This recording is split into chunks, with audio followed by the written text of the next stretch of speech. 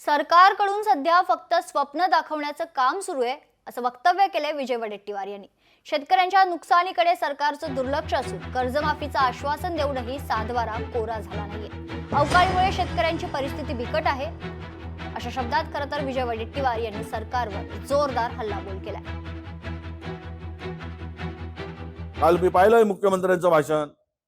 ते म्हणाले की त्यांना शेतकऱ्यांची चिंता नाही आहे, त्यांना समृद्धी, त्यांना मोठे मोठे 1-1 लाखाचे रस्ते, 1-1 लाखाचे रस्ते बांधणं, यासाठी हे सरकार आहे। इन्फ्रास्ट्रक्चर उभं करायचं आणि 10% वसुली करायची, एवढाच या सरकारचा उद्देश आहे।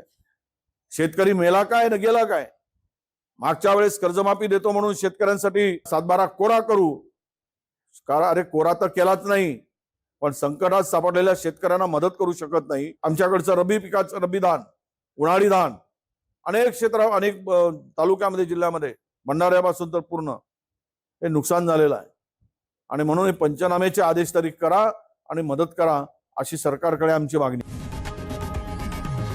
लोकशाही मराठी ऐका, पहा, जागरूक रहा।